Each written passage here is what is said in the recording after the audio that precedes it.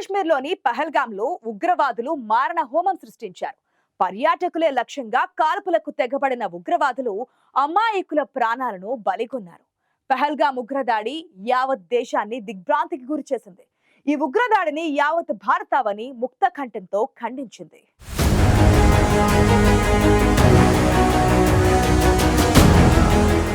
పహల్గాం ఉగ్రదాడిపై ప్రధాని మోదీ మరొకసారి నిప్పులు చెరిగారు. జమ్మూ కాశ్మీర్ అభివృద్ధిని ఓర్వలేకే ఉగ్రదాడికి పాల్పడ్డారని మోదీ ఆగ్రహం వ్యక్తం చేశారు. పహల్గాం దాడికి పాల్పడిన ఉగ్రవాదులు ఈ భూమిపై ఎక్కడున్నా వారిని గుర్తించి వెతికి మరీ శిక్షిస్తామని మోదీ మరోసారి గట్టి వార్నింగ్ ఇచ్చారు.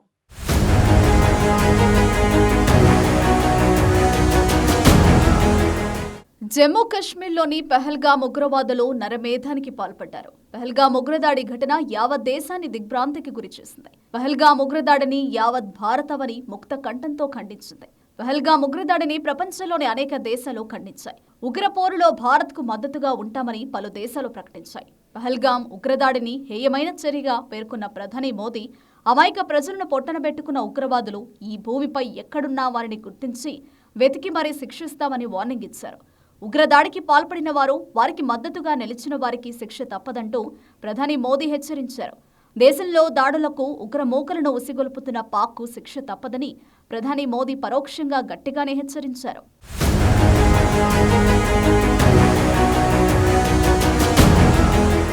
ప్రతి నెల చివరి ఆదివారం నిర్వహించే మన్ కీ బాత్ కార్యక్రమం 121వ ఎపిసోడ్లో మాట్లాడిన సందర్భంగా పహల్గాం ఉగ్రదాడిని మరోసారి తీవ్రంగా ఖండించారు ప్రధాని మోదీ.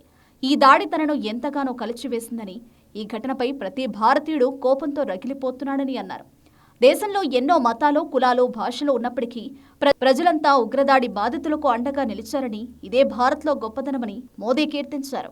జమ్మూ కాశ్మీర్ సాధిస్తున్న అద్భుత పురోగతిని చూసి ఓర్వలేకే ఉగ్రవాదులు అమాయకులపై దాడి చేశారని మోదీ ఆవేదన వ్యక్తం చేశారు. జమ్మూ కాశ్మీర్లో శాంతిని స్థాపించేందుకు భారత ప్రభుత్వం కృషి చేస్తోందని తెలిపిన మోదీ ఇప్పటికే పర్యాటకం పెరుగుతోందన్నారు. మరోవైపు పాఠశాలలు, కళాశాలలు తెరుచుకుంటున్నాయని, యువత ఉద్యోగాల వైపు వెళుతున్నారని మోదీ అన్నారు. జమ్మూ కాశ్మీర్ అభివృద్ధిని చూసి ఓర్వలేకనే మన శత్రువులు ఇదంతా చేస్తున్నారని మోదీ మండిపడ్డారు.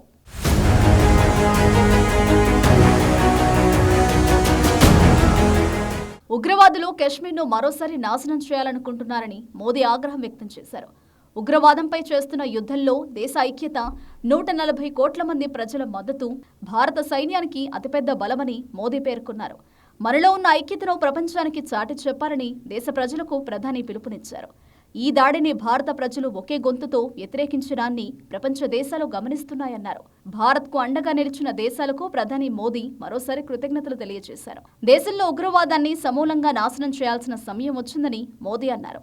ఉగ్రవాదులు ఎక్కడ దాక్కున్నా వారిని బయటకు లాగుతామని, ఉగ్రవాదాన్ని ప్రోత్సహిస్తున్న వారి వెన్ను విరుస్తామని మోదీ మరోసారి గట్టిగా హెచ్చరించారు.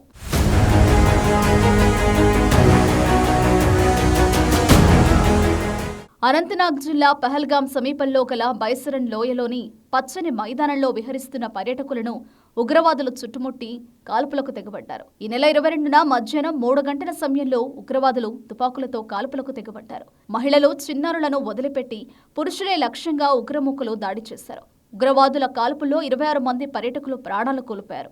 10ల సంఖ్యలో తీవ్రంగా గాయపడ్డారు.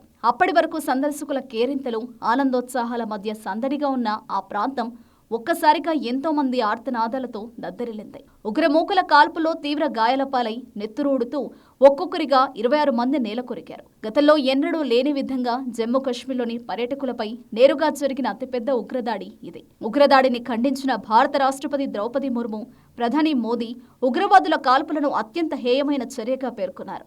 సాయుధమోక అనాగరిక చర్యను తీవ్రంగా ఖండించారు. ఈ ఘటనపై బీజేపీ, కాంగ్రెస్ సహా వివిధ పార్టీల నేతలు దిగ్భ్రాంతి వ్యక్తం చేశారు.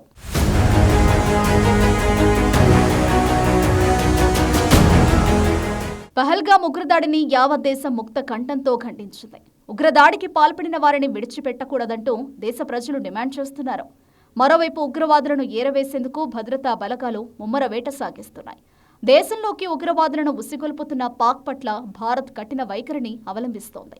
ఇప్పటికే పాక్తో సింధు నదీ జలాల ఒప్పందం రద్దు చేసుకున్న భారత్ శత్రు దేశంపై ముప్పేట దాడికి దిగింది. మరోవైపు దాయాది పాక్ భారత్పై అక్కసు వెళ్లగక్కుతోంది. సిమ్లా ఒప్పందాన్ని రద్దు చేస్తున్నట్లు ప్రకటించింది. దీంతో భారత్ పాక్ సరిహద్దుల్లో ఉద్రిక్త పరిస్థితులు కొనసాగుతున్నాయి. సరిహద్దుల్లో పాక్ సైన్యం కవ్వింపు చర్యలకు పాల్పడుతుండగా భారత బలగాలు వాటిని ధీటుగా తిప్పికొడుతున్నాయి. మరోవైపు పహల్గాం దాడి నేపథ్యంలో ఉగ్రవాదుల ఇళ్ల కూల్చివేత కొనసాగుతోంది. ఇప్పటికే పలువురు ఉగ్రవాదుల ఇళ్లను కూల్చివేసిన భద్రతా దళాలు తాజాగా మరో 3 ఇళ్లను నేలమట్టం చేశాయి. ప్రధాని మోదీ చెప్పినట్లుగానే భద్రతా బలగాలు ఉగ్రమూకల కోసం వేటను ముమ్మరం చేశాయి. ఈ భూమిపై ఎక్కడ దాక్కున్నా ఉగ్రమూకలను గుర్తించి వారిని శిక్షించేందుకు భద్రతా బలగాలు గాలింపు చర్యలు కొనసాగిస్తున్నాయి.